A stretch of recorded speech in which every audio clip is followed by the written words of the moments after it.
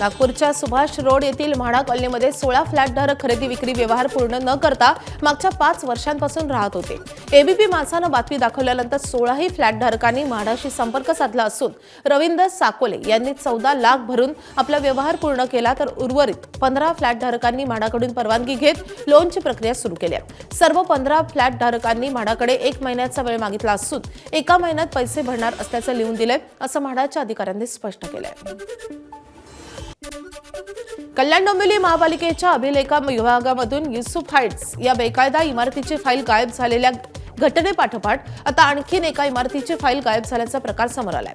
File गायब झालेल्या इमारतीचं नाव मरियम टॉवर असं आहे। या प्रकरणी महापालिकेचे नगर रचनाकार सुरेंद्र टेंगळे यांनी बाजारपेठ पोलीस ठाण्यात तक्रार दाखल केली आहे। या तक्रारीच्या आधारे पोलिसांनी गुन्हा दाखल केलेला आहे। दिल्लीमधल्या ईडीकडून उद्योगपती अनिल अंबानी यांना पुन्हा एकदा समन्स बजावण्यात आलाय। आज त्यांना ईडीच्या दिल्ली मुख्यालयात हजर राहण्याचे निर्देश देण्यात आले असून सलग दुसऱ्या दिवशी त्यांची चौकशी केली जाईल। बँक कर्ज प्रकरणात कथित फसवणुकीच्या आरोपांमुळे ही कारवाई करण्यात येत असल्याची माहिती समोर येते आहे। माजी केंद्रीय अर्थमंत्री पी चिदंबरम यांच्या अडचणीत वाढ झाली आहे। आयएनएक्स मीडिया आणि एअरसेल मनी लॉन्ड्रिंग प्रकरणांमध्ये त्यांच्या विरोधात खटला चालवण्यासाठी ईडीला प्रॉसिक्युशन मंजुरी मिळाली असून हा आदेश राऊत एव्हेन्यू विशेष न्यायालयामध्ये सादर करण्यात आलाय। या प्रकरणांमध्ये कार्ती चिदंबरम यांचाही समावेश असून तपासाला आता वेग येण्याची शक्यता व्यक्त केली जाते आहे। हैदराबादमध्ये एआयएमआयएमचे नेते आणि आमदार अकबरुद्दीन ओवैसी यांनी तेलंगणाच्या रेवंत रेड्डी सरकारवर जोरदार हल्लाबोल केलाय।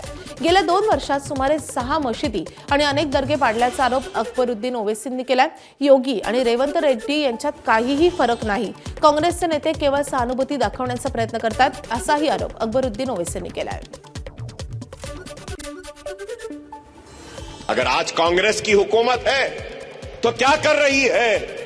उधर योगी बुलडोजर के जरिए घरों को गिराता है, तो यहां पे रेड्डी भी गिरा रहा है घरों को, मस्जिदों को। अरे कोई फर्क नहीं है योगी में ना इस रेड्डी में, कोई फर्क नहीं है बीजेपी या कांग्रेस में। जब हमारा मामला आ जाता है तो सब एक हो जाते हैं। इनको दुश्मनी है तो हम मुसलमानों से, इनको दुश्मनी है तो हमारे कलमे से, इनको दुश्मनी है तो हमारी शरीयत से। क्या फर्क है किसी योगी में या किसी रेड्डी में? कोई फर्क नहीं है, हर कोई हमारे दुश्मन है।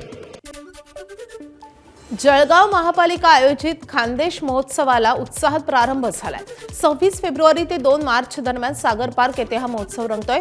वोकल फॉर लोकल संकल्पनेतून महिला बचत गटांना व्यासपीठ मिळाले। तसंच महोत्सवामध्ये 180 स्टॉल्सद्वारे हस्तकला, घरगुती वस्तू, ज्वेलरी, खाद्यपदार्थ यांच्या विक्रीसह सांस्कृतिक कार्यक्रमांची रेलचेल पाहायला मिळेल। प्लास्टिक मुक्तीचा संदेश देण्यासाठी 15,000 कापडी पिशव्यांचंही वितरण यावेळी करण्यात आलंय। राज्य मार्ग परिवहन महामंडळानं होळीनिमित्त 198 विशेष फेऱ्यांचं नियोजन केलंय आणि त्यापैकी 83 बसेस आतापर्यंत फुल झाल्यात। यामध्ये ग्रुप बुकिंग, वैयक्तिक बुकिंगचा समावेश असून सर्वाधिक बुकिंग 28 फेब्रुवारीचं असल्याचं महामंडळाच्या अधिकाऱ्यांनी सांगितलंय। होळीनिमित्त प्रवाशांच्या वाढत्या गर्दीचा अंदाज घेत 27 फेब्रुवारी ते 5 मार्च या कालावधीत एसटी महामंडळानं विशेष फेऱ्यांचं नियोजन केलंय। होळीच्या पूर्वसंध्येला गावी जाण्याच्या ओढीनं प्रवाशांची संख्या शिगेला पोहोचते, यावर विशेष लक्ष केंद्रित करत 28 फेब्रुवारी ते 1 मार्चला तब्बल 150 फेऱ्या नियोजित करण्यात आल्यात आणि त्यापैकी 70 बसेस या आधीच फुल झाल्यात। याशिवाय इतर दिवसांसाठी 13 बसचं आरक्षण हे फुल झालेलं आहे।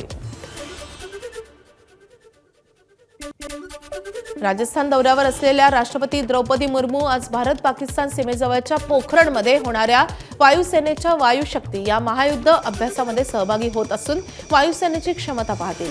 यावेळी सुखोई आणि राफेल नंतर राष्ट्रपती द्रौपदी मुर्मू आज जैसलमेरमध्ये स्वदेशी विकसित तेजस लढाऊ विमानामधून उड्डाण करतील।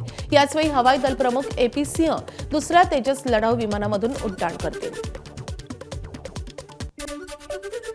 भारताचा क्रिकेटपटू रिंकू सिंगच्या वडिलांचं निधन झालंय।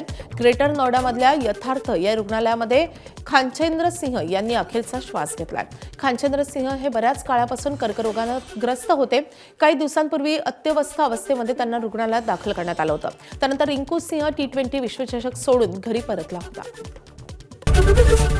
एबीपी माझा, उघडा डोळे बघा नीट।